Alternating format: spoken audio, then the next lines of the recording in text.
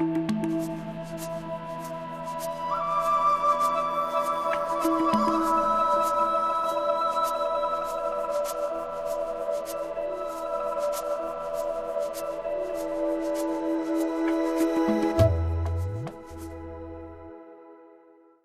à toutes, bonjour à tous et merci de votre présence.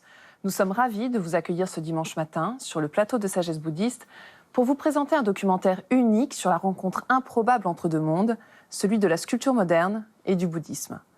Yangsi Rimpoché, un grand maître tibétain né au Népal, réputé pour son érudition, est en charge du Maitripa College de Portland. Il nous entraîne à la découverte de l'œuvre de Pierre Sabatier, disparu en 2003. Ce sculpteur phare des années 70, habillé de fonte, d'inox ou de cuivre, l'architecture des Trente Glorieuses. Aujourd'hui, ces décors monumentaux suscitent un fort regain d'intérêt. Cette immersion dans l'art et la lumière nous amène à nous questionner sur de grands thèmes, comme l'impermanence ou encore la place de l'homme dans l'univers. Je vous propose de suivre Anouk Burel, qui nous invite, tout en douceur, dans ce voyage humain, artistique et spirituel.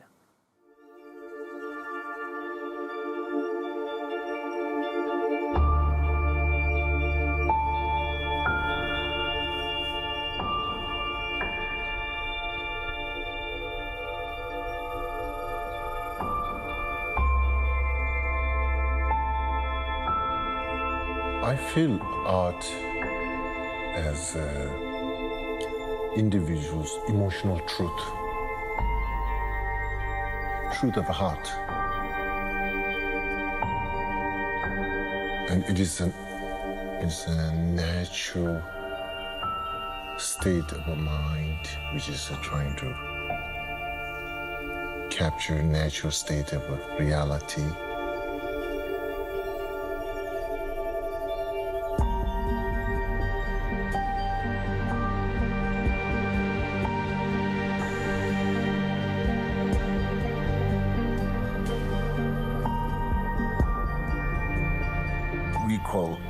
We label art, but I think it's a way to experience the nature.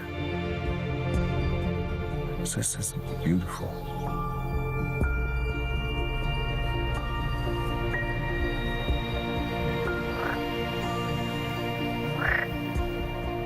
Okay, excuse me. It's for a short time.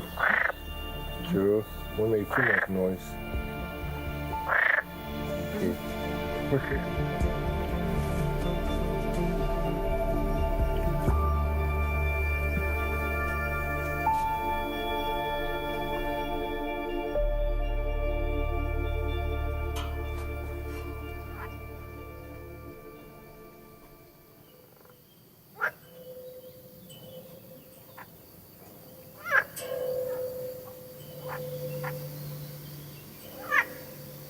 Art is not necessarily as a visual, but is much more as a whole sense can experience the art.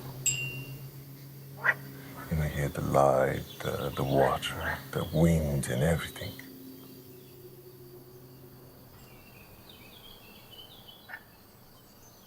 Are you inspired by this sidérolite? Yeah, this is for me, particularly in the Buddhist practice, we have like observing light into yourself, you know, like Buddhas and Bodhisattvas, they are sending blessings, and in the guidelines they say like it's like from the whole directions. It's not only from, you know, from above, it's like beneath. It's like there's a way of saying like Buddhas and Bodhisattvas from 10 directions, which includes upper and the lower part both. And in the literatures, they say like some are big, some are small. There's many different. So it's like some walls are big, some are small. Like this will be, if you put in a visual, I think this will be perfect. Very beautiful.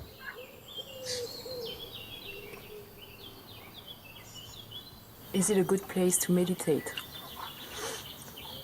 I think so. I think so. I mean, like, where he located this, you know, above the water, you can still see the water. You can smell the water. And then you have the space. Usually, You know, some of the meditators, their caves, they go really high and very spacious. But here is not necessarily very spacious, but it is internal. It's very, very intimate into the nature, you know, just kind of inviting in instead of you going out and kind of experience. I think, yeah, particularly this kind of absorption of the blessing of the universe, I think would be really good for visualization. Visualization meditation, I think would be really good.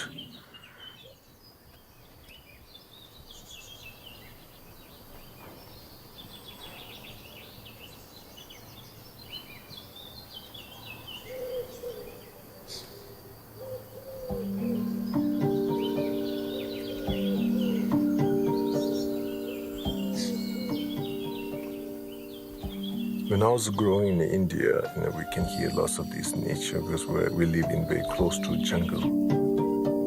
Nature is so beautiful. What nature can create, the nature kind of spontaneous and natural is so beautiful.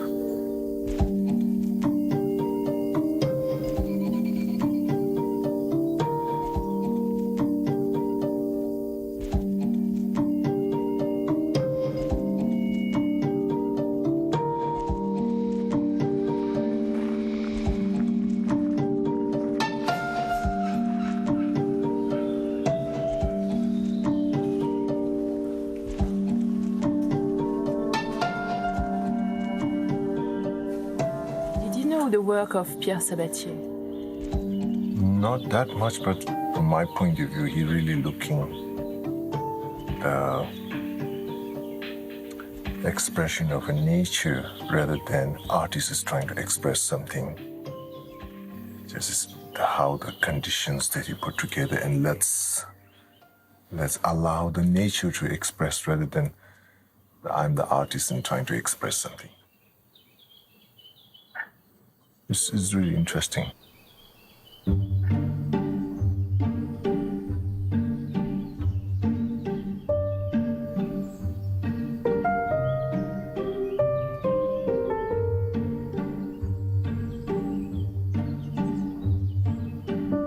Could you please explain that being an artist and doing arts doesn't really need ego?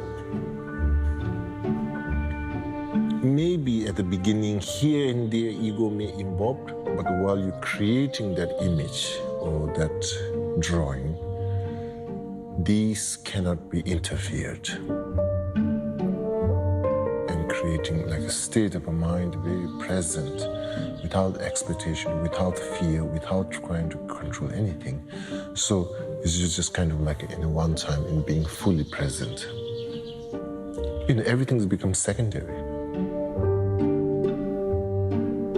It's neither what you're creating is invading your thoughts and emotions, or neither your thoughts and emotions trying to invade what you're creating, but they are just kind of like harmoniously being together.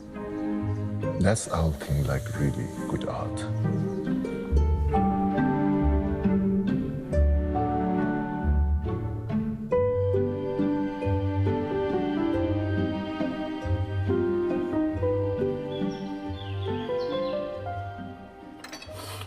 Do you think that Pierre Sabatier should have been a little bit spiritual to create? I think he's so much interest just in the nature, how it moves, how it responds, how it kind of expresses. And not necessarily he himself as a spiritual. The spirituality is really mind to relax and allow. So element of a spirituality is definitely there.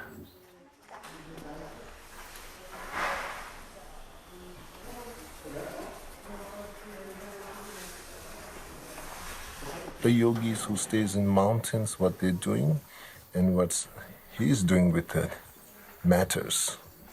It's just a different approach.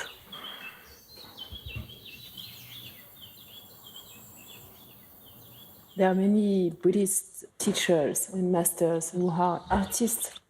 Are you an artist yourself?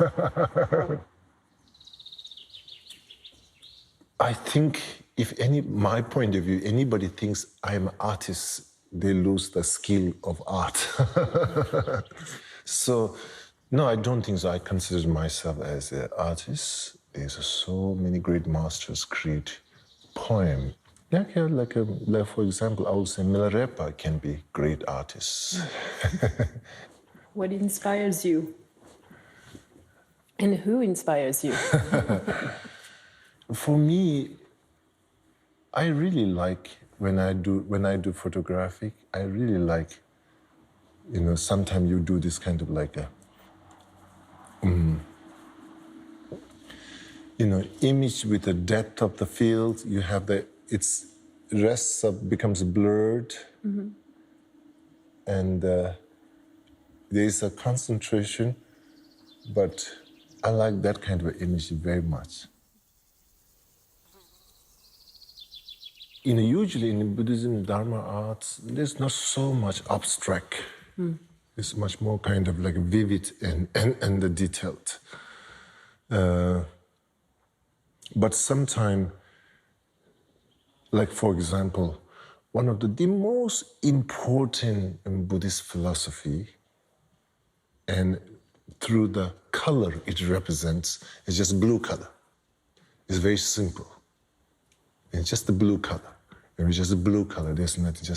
That is that art which represents kind of nature, reality, what everything comes and everything dissolves.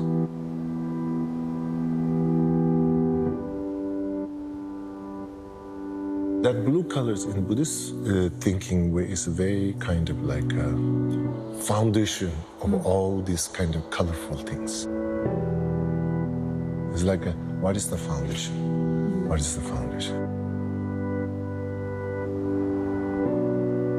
The rest of things comes and goes, and the blue, which is kind of omnipresent, past, present, and future. All the rest of things kind of like comes and goes. So for me, that blue colors is beautiful.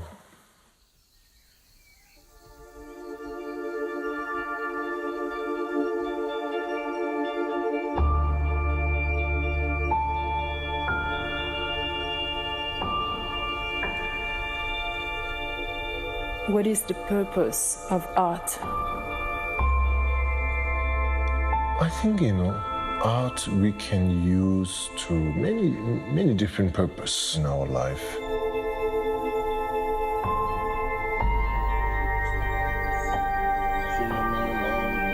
Art at the end, it is just like a journey, human spiritual journey, human, kind of like a witness for your journey, and you kind of like marked through the expression of art or poetry or something.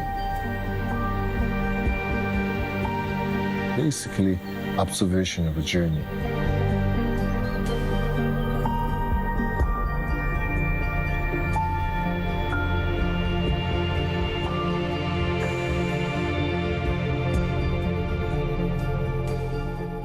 Si vous souhaitez aller plus loin, voici quelques livres que nous vous proposons. Atteindre l'éveil de Yangsi Rinpoché aux éditions Vajrayogini. Il s'agit des enseignements donnés en 1999 sur la voie progressive qui mène à l'illumination, le Lamrim. C'est un résumé parfait de tous les enseignements du Bouddha Shakyamuni et de leurs commentaires. Pierre Sabatier, sculpteur, de Domitil d'Orgeval chez Norma Édition.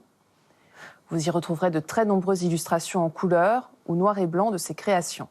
Et enfin, pour continuer cette exploration de l'œuvre de Pierre Sabatier, une œuvre de la matière. C'est la fin de cette émission. Vous pouvez la revoir pendant 1 mois sur France Télévisions. Nous vous souhaitons une très, très belle journée.